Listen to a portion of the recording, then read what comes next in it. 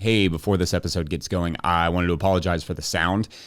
So instead of this nice sound that you're hearing right now, it's going to sound more like this, which really is just an experiment so that you can understand the difference between a $150 shotgun mic and a $350 SM7B. So anyway, enjoy the show.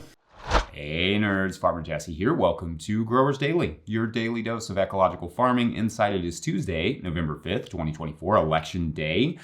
So go cast a vote if you have not already. And on your way there or on your way back or both, you can jam out to this nerdy show in which we discuss certifications, farm do-overs, and November resolutions because that's a thing. So let's do it.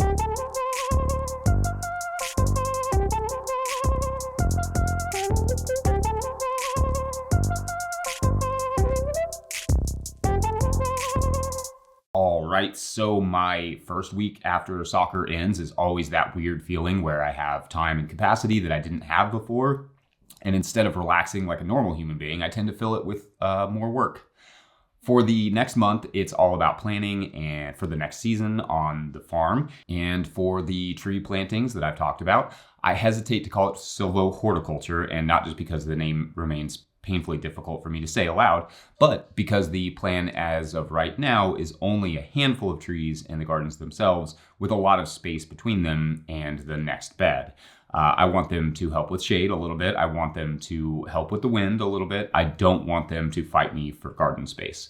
But that is sort of the idea. Essentially, we are taking about half of our garden space out, give or take, of annual vegetable production and moving those plots into perennial fruit.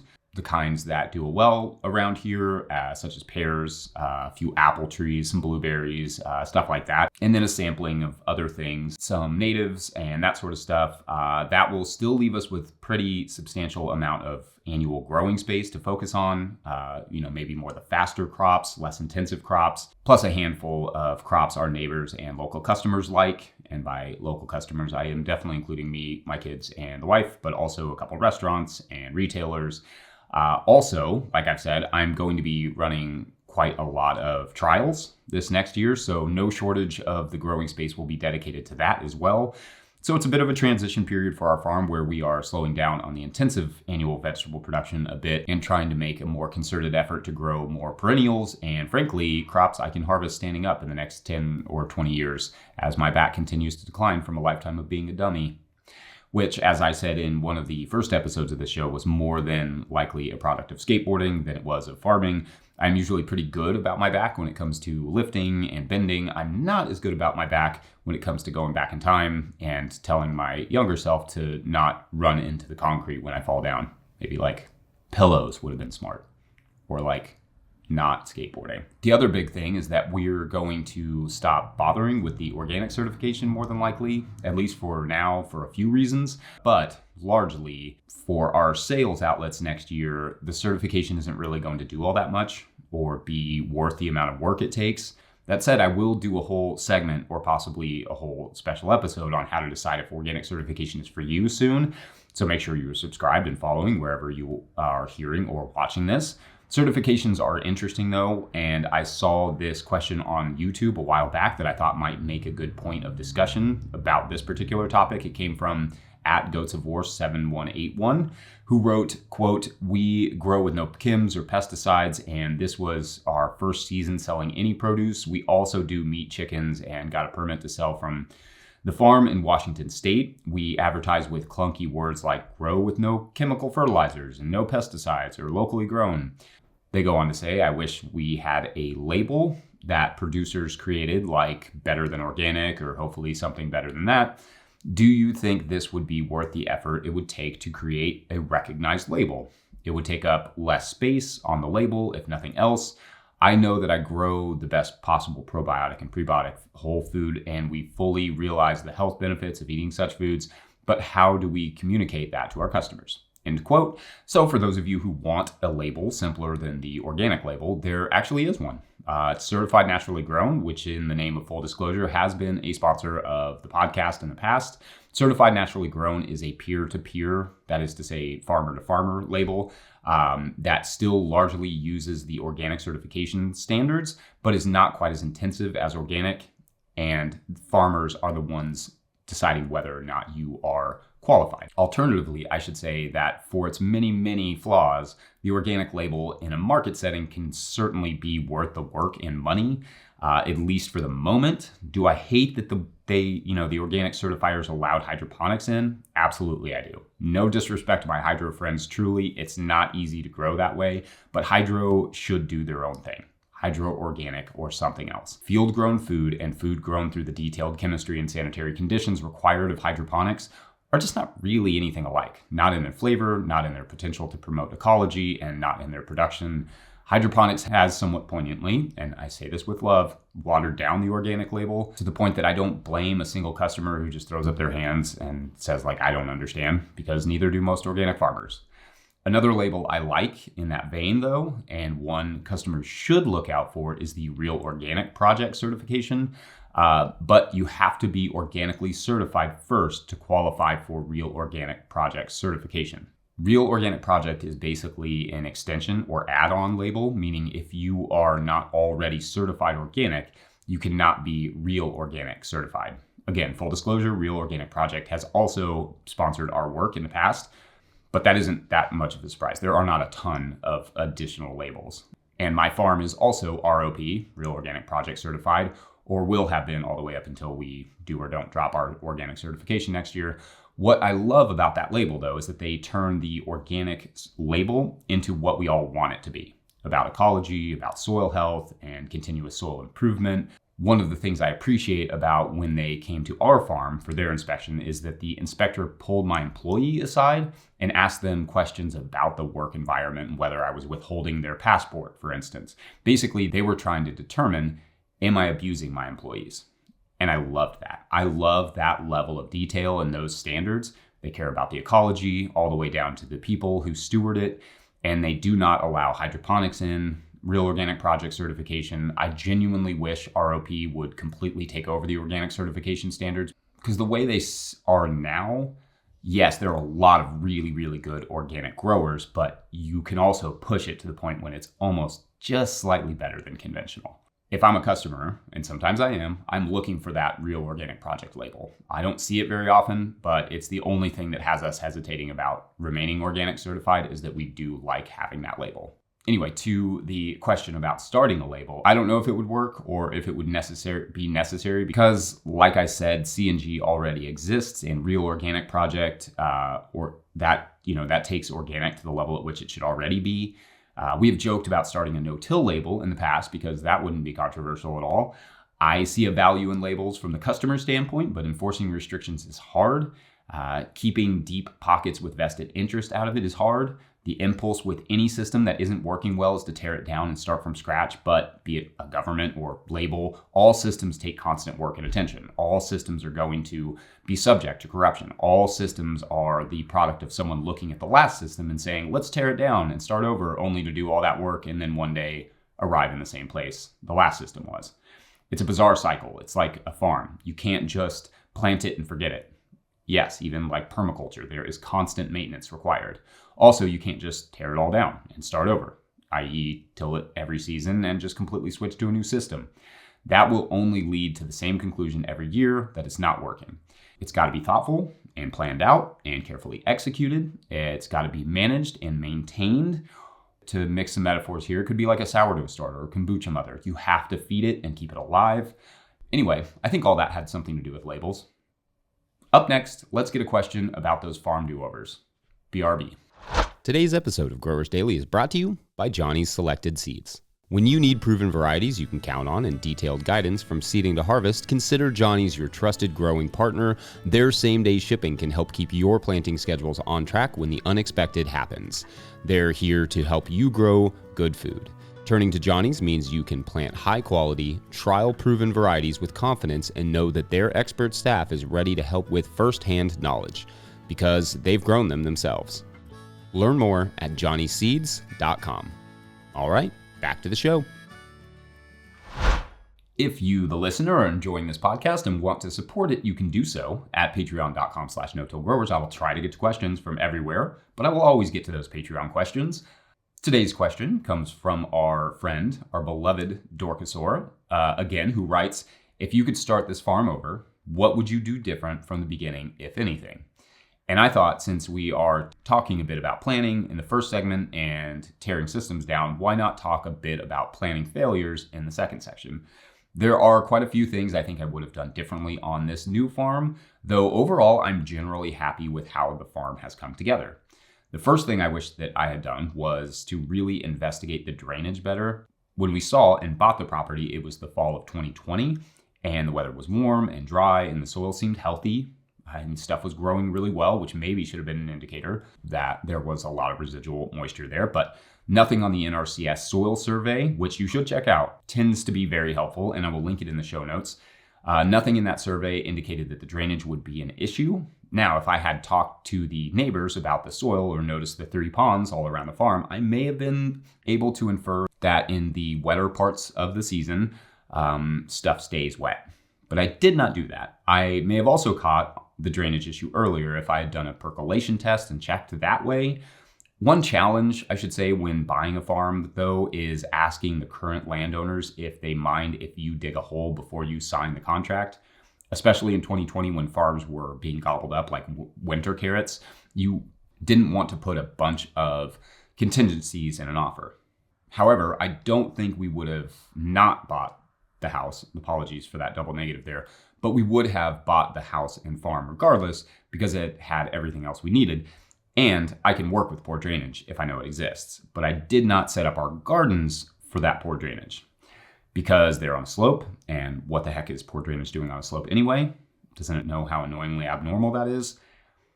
That's one mistake I wish I could take back, not investigating the soil drainage well enough. Another mistake is that I tried a bunch of different styles of never-till that were all largely a waste of a growing season. If you're ever wondering why I'm so often mildly antagonistic toward the idea of never-till, especially on poor and compacted clay in a wet climate, it's because I haven't just seen it fail once. I've seen it fail multiple times with multiple different strategies. Lasagna beds, deep compost mulch, and deep hay mulch on 2 different soil types. All of those approaches took multiple seasons to really get into decent production. I wish in those plots I had simply put some good amendments and compost down and then worked them into the soil, built the beds, and then covered them with mulch. And then I can start a really good no-till garden that I never have to till again. Again, I'm not saying never till can't work. It definitely can. I'm saying it did not work here on the compacted, mucky, poorly draining clay I have. Good silty loam or maybe sand, you're probably good to go. But even then, I would take my time investigating what the soil needs before making that decision. There are probably other little things I wish I had done as well. But a lot of what we did or didn't do great were not the product of doing the wrong thing. They were just a product of the budget that we had to start a new farm. I would love to have put in a really advanced automated irrigation system right from the jump. I would love to have put in electricity out to the tunnels before we built them. So I guess in that way, one mistake was just not spending enough time building startup capital to start yet another farm. Another mistake that I didn't make, but almost did, was really installing all the perennials and native plantings I want. I think people, including myself, get really excited about getting that stuff in as quickly as possible so that, we can take advantage of it as quickly as possible. But I also think there's something to be said for learning your property fully before really diving into the perennial stuff. Like, I know the areas where we are planting the trees this year really well in a way that I could not have known them in 2020 when we bought this new property. That's a mistake we didn't make, but we certainly could have. Of course, if enough time is spent on site design, a lot of the issues can be avoided or mitigated as your farm grows. So if I learned one thing, it's that whenever you think you've got your plan down, you're about halfway there. Ask some more questions, do some more digging, literally and figuratively, and really investigate. I always felt that same way when I was doing more journalism. Once the piece feels done, call one more source. Anyway, we're going to take a quick break, and when we come back, let's resolve some things. Be right back. Today's episode of Growers Daily is brought to you by Farmhand. I don't know about you, but I got into farming to be in the field growing food for my community, not creating elaborate pack lists, not writing newsletters or responding to emails, not designing and maintaining web stores, and etc. And I especially don't enjoy doing those things after an already full and fulfilling day of growing food. Actually, if I spent less time on my phone and behind the computer, that would be great. If only there were a solution for that. Enter Farmhand. Farmhand is the only all-in-one virtual assistant built by and for farmers. With one single platform, Farmhand enables you to offload your administrative tasks, send and manage communications, and sell more to your customers. Farmhand saves growers an average of 6 hours of administrative load each week. That's 6 hours so you can get back into the field, spend more time with friends or family, or have a life outside of the farm, which is actually a thing. Think about it. What would you do with an extra 6 hours a week? Sign up for a free trial with the link in the show notes, because now is the best time to dial in those systems for the next growing season. Follow the Farmhand link in the show notes to learn more. All right, back to the show. Okay, so farmers and gardeners and everyone really need to exercise. We do. It seems counterproductive because our work is so much exercise, but it's good for our health, both mental and physical. It's good for our longevity, again, both mental and physical. And it keeps us in shape and ready for the spring. And honestly, the most energy I ever have is when I'm doing exercising and farming at the same time. I feel like it really increases my endurance. But in my opinion, starting in January 1st as a resolution, clearly I've not fully recovered my voice from the coaching weekend, but starting January 1st as a resolution is a little bit too late. One, depending on how active your fall and winter is, you may end up losing a lot of the good work you've put into your physical health over the growing season between the end of the season and the first of the new year. Two, putting so much pressure on a New Year's resolution all but ensures it fails. I mean, that's not technically true, but New Year's resolutions failure rates are incredibly high, with some surveys suggesting 80% of people who start a resolution stop by February, though I should say the studies on New Year's resolutions are not exactly robust and numerous, so take that statistic somewhat with a grain of salt, unless you're avoiding salt as a resolution, maybe with a grain of pepper. I don't know if that's a thing. So for me, I like to start my resolutions, which is just generally to stay in shape, in November and not January. It's low pressure to succeed, and I can set a specific goal of just simply exercising 4 to 5 times a week for 30 to 60 minutes a day, all the way until the season starts in March. That to me is an achievable goal, and I can just mark the days off when I succeed. Like I said, the research on New Year's resolutions is not plentiful, but there was at least one good study on resolutions that I found. That this one found people were more successful with the resolutions when the resolutions they set were approach-oriented, meaning focusing on what they wanted to achieve, versus avoidance-oriented. That would be like focusing on what they want to avoid, like a certain type of food or smoking or excessive tillage. So like maybe you want to lose weight or put on muscle or simply maintain what you've already got. All of that can be set as a goal. It's easier than saying, I'm just going to quit doing X, which has a higher failure rate according to that research. Anyway, all that to say, I'm resolving to start my basic workouts this first full week of November and hope you all will join me. Yoga, calisthenics, an exercise bike, whatever makes sense for the space and time that you have can be a good addition to your life. So beat the crowds and get a jump on those resolutions, because it's just as important to start preparing our gardens for the next season as it is to start preparing our bodies. And like we talked about in the first segment, it's easier to maintain something than it is to tear the whole thing down and start again from scratch by sitting around all winter. Let me know where you have found the best home exercise advice, because I am always looking for new inspiration. I find it's easier for me to keep things fresh and try new stuff than to try and rehash the old routines, because oftentimes I'm comparing where I stopped those routines to where I'm starting now. And sometimes I think that would work for some people. For me, it's discouraging or something. So I don't often do it that well. So I'm looking for new routines this year.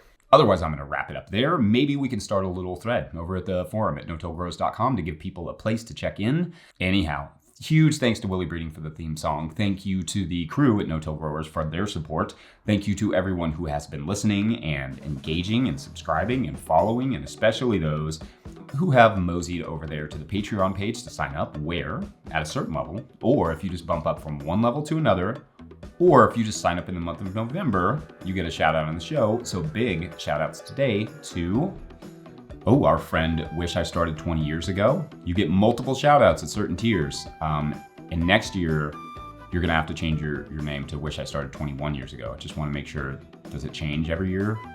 I don't know.